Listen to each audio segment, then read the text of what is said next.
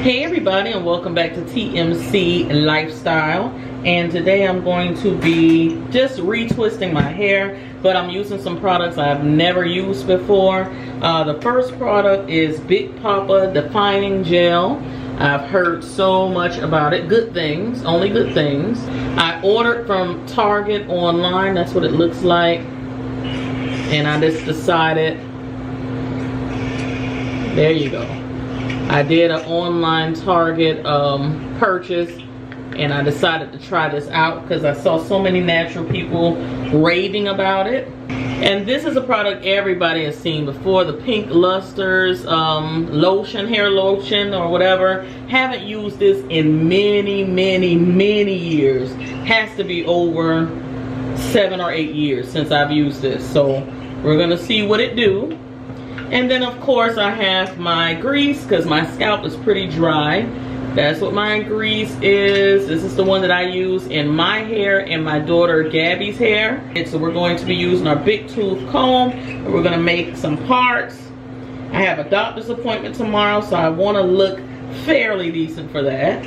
And my hair has just been wild and out of control for the past couple of days. I've been lazy. I haven't been doing anything to my hair. So this is an opportunity for me to get it in order. If you have ever used the Big Poppa, what is this called? The Defining Gel. Because there's several Big Poppa products. Let me know if you've ever used the Defining Gel. I saw lots of people using it for a wash and go, but I hadn't seen many people. I think I only saw one lady use it on dry hair. So wish me luck on that. I want to see what it's going to do, because I don't really like a very defined twist out due to the fact that my hair has massive shrinkage and I like to keep a little bit of length. So I'm hoping that with it, my hair being blown out and dry, it won't shrink me up too bad.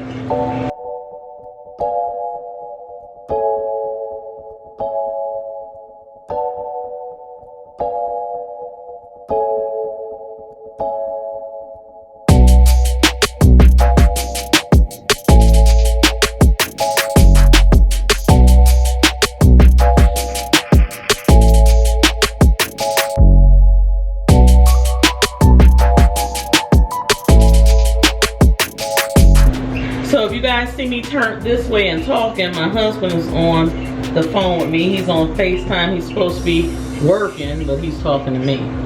So, say hi, Bob.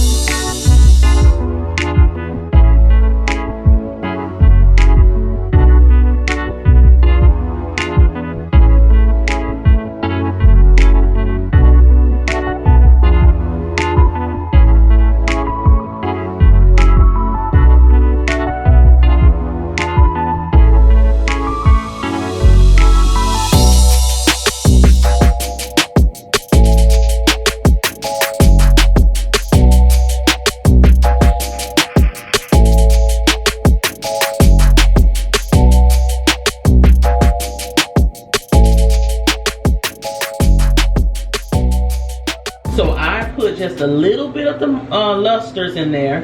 And for the Big Poppa gel, I'm taking it right off of the top. Just what's in the top for right now. I'm putting just a little bit on my fingers and rubbing it through.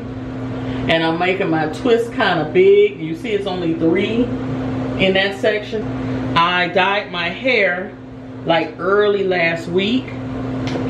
My hair was super gray, super gray. So I went ahead and dyed my hair, and I know we had this conversation before, and I was saying, I don't know if I'm gonna, see what happens is, I don't mind going gray. I'm 43 years old. I don't mind doing the gray thing. I don't mind it, but when my husband dyes his beard, that's when I feel like I'm dyeing my hair, because you're not gonna make me look old by myself. You know what I'm saying? Like, you riding around with me and people looking at me like, look at all this gray hair on her head, and then your husband has all this black hair, because he doesn't have any hair on his head, but he has hair in his beard, and it's all black. So it makes me, you know, I feel a little triggered. So then I'm like, oh no, I don't want people to think he's so young and younger than me. So that's when I decide to dye again. So I just kind of got to get over that, because I know my hair would grow a lot better and a lot stronger if I would stop dyeing my hair. But at this moment, I don't know.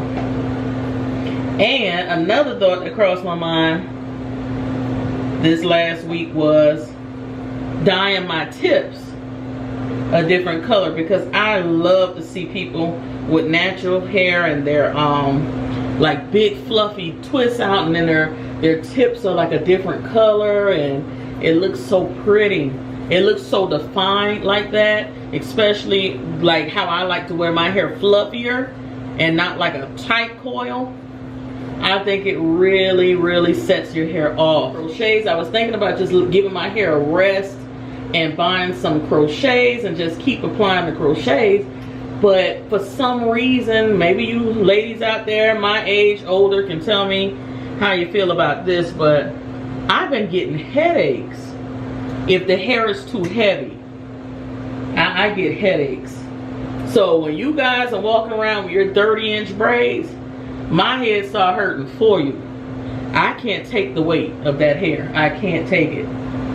So now the soft locks I did a while back were very, very lightweight, and I'll put a picture here if I can find a picture, and I'll put a link to those crochets.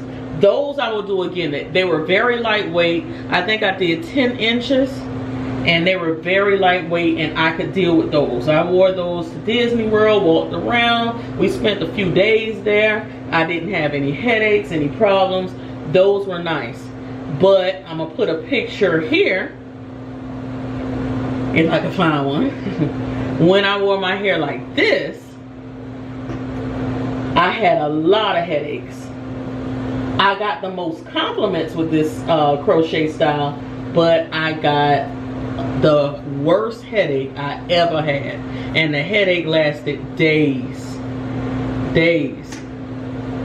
especially when I tried to put the big bun on top and wear it like that. I got so many compliments, but my head was throbbing. I can't do it. So let me know if you're going through anything like that. So quick story time. In October of 2022, the whole house caught C19. We didn't know at the moment that we had it, but my husband kind of started feeling bad first, and then I started feeling bad, and then I noticed my mom doing a lot of coughing and sneezing. And I really thought we were coming down like with a flu or something like that, or just a bad cold. But I woke up the following morning, and my mom was unresponsive. And of course that scared the crap out of me. She's not talking to me. Her eyes are fluttering. She's looking over into the left corner to a point where her eyes were like white. You couldn't even see the brown of her eyes. And I had to call 911 because my mom has multiple sclerosis, and she also has history of stroke.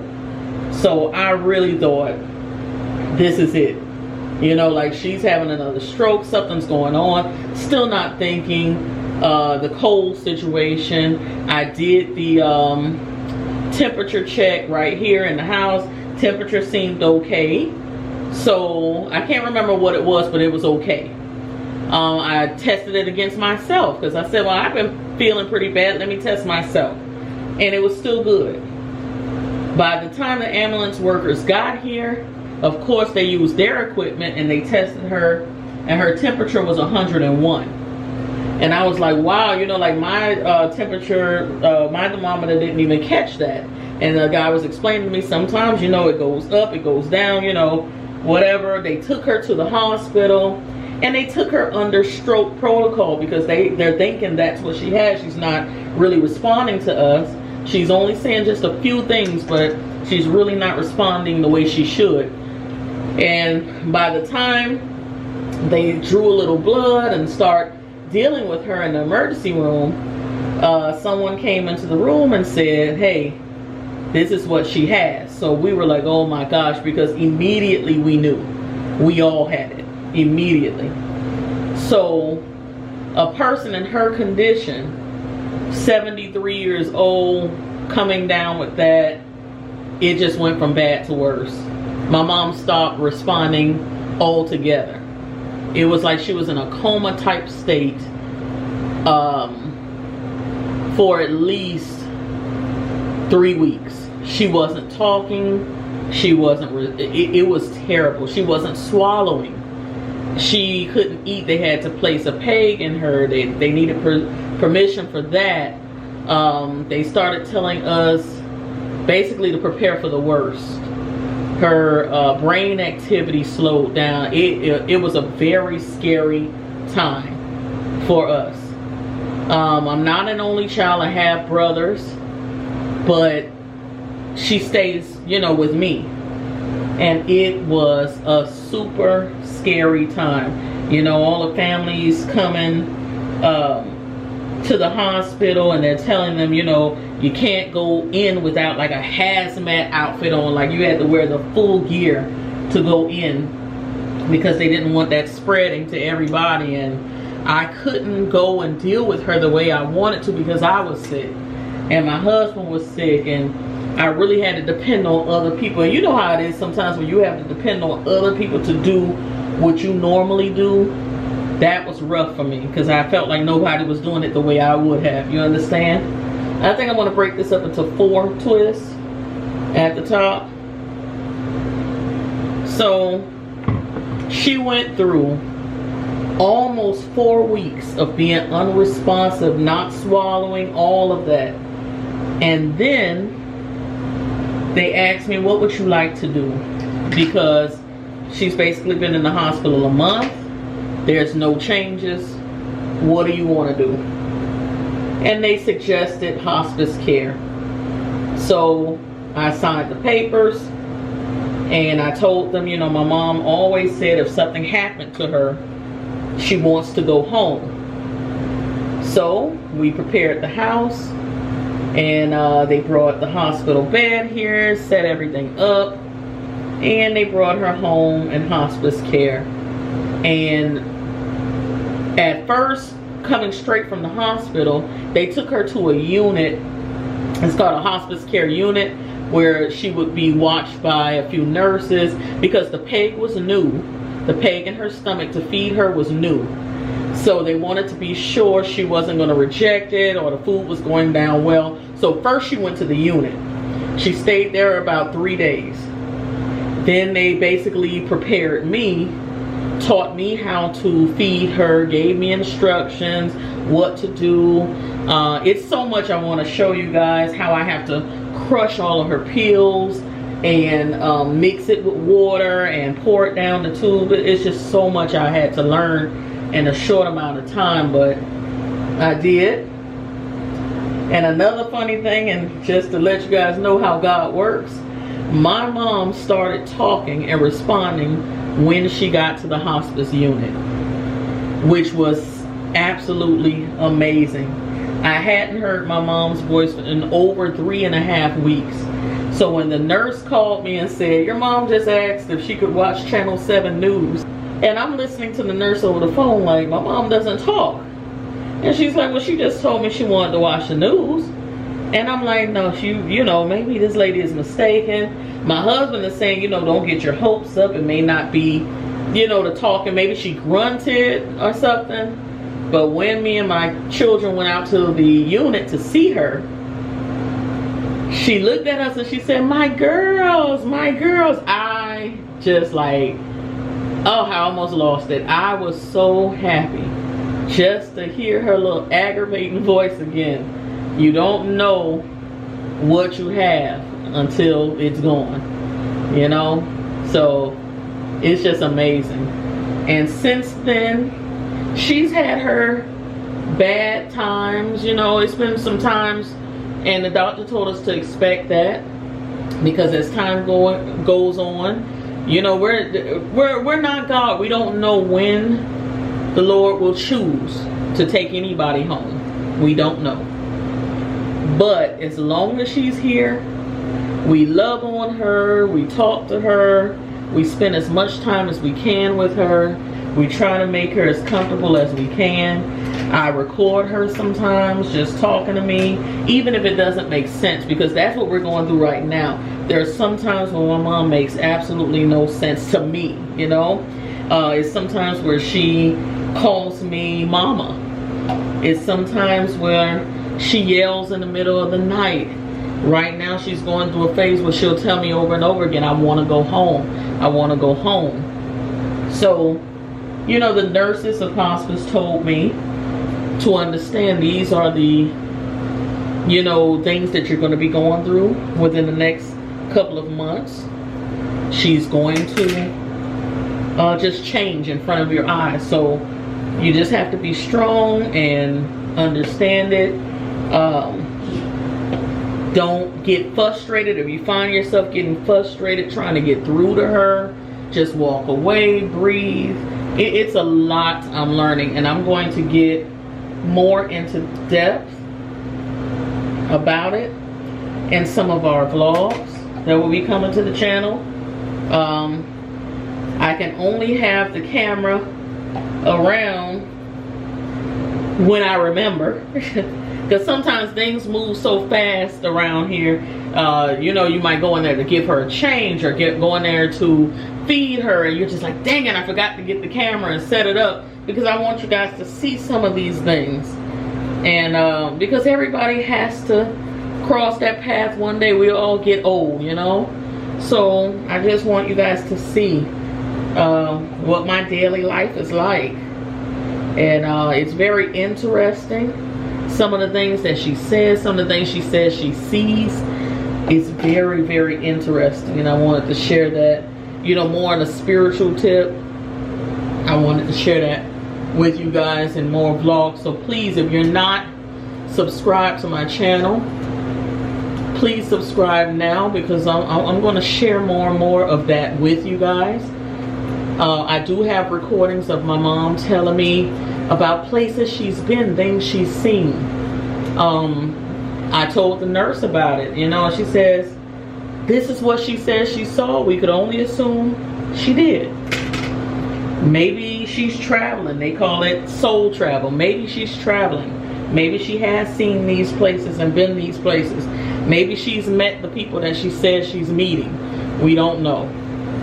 So I would be glad to share that with you guys, because it's so interesting where the mind takes you, and how powerful your mind is, and how powerful your faith is, you know.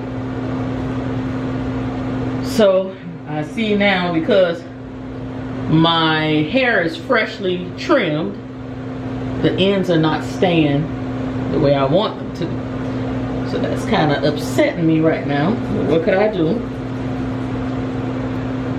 But we're almost there. We're almost there.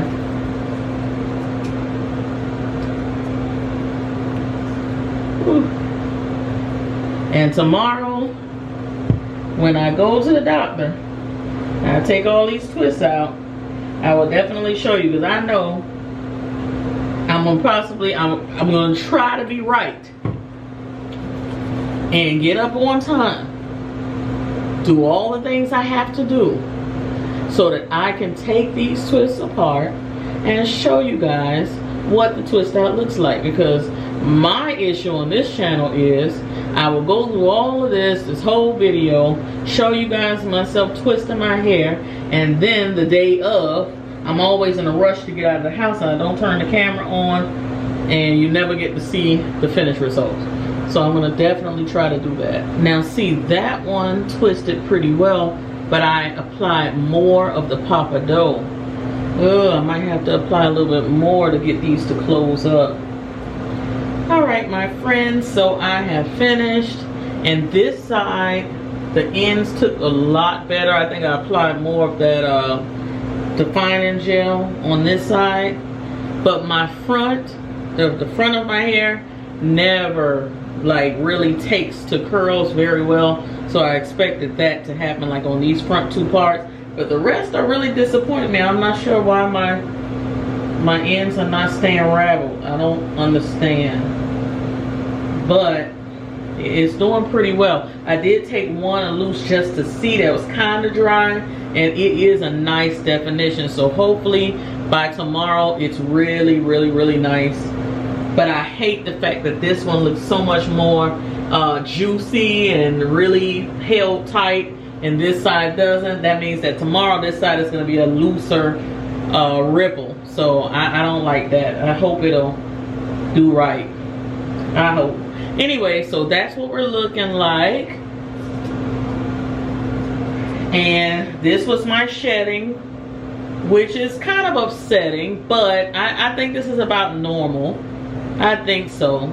I think a lot of my issue was, like I said, stress. And because it's been a lot more than this. But I think my issue has been stress the last couple of months. And you know, not upkeeping my hair. And the only reason why I'm not upkeeping my hair is because I've been worried about everybody else. I've been worried about my mom, been worried about the girls. I've been taking care of their hair, greasing their scalps, washing their hair, blow drying, doing everything, and kind of neglecting myself and just throwing it back into a ponytail. And you have to take care of yourself.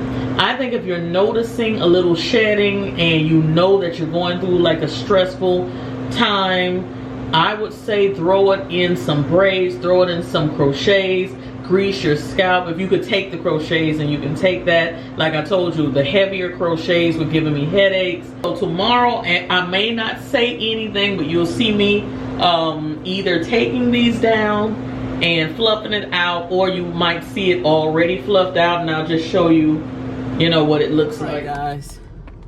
All right. I did the exact opposite of what I said I was gonna do. Remember I told y'all I'm always running late, and I was gonna try to come back and show you how the twist out turned out. So they're pulled apart, and both sides turned out okay. Y'all a little crooked. Both sides turned out okay, but this side is a little bit more, you know, together. This side, my ends, you see that? So I'm headed to the doctor's office. I am late. Like I said, the exact thing I said I didn't want to do. But what happened is I got on the phone, got a little sidetracked. Anyway, I'll come back to you guys in a little bit. But I think it's about day 5. I think so. It's either 4 or 5. It could even be 6. Because the week went by so fast, so much has happened. But anyway, it did very well. So I would say try it out. If you got hair like mine, really try that twisting gel, and try the pink lotion with it, because my hair still feels moisturized. I still feel a little moisture on my hand. So that's it. I just wanted to share with you guys, you know, how things looked, how it worked out for me, how many days I was able to do wear a 2-strand twist, because right now I can still kind of pull some pieces out and make it do what it do. You know how you can really take this hair, you might look at it and say, oh, it's frizzy, oh, you need to retwist, but I can make this look like something. And I know there are people out there who can kind of twist your hair up, pin it, let a few of the little twists hang, and you got another style for another 2 days at least. So I'm just showing you it works. Give it a go. And that's it. So I will talk to you guys in the next video. Cyber kisses. Bye.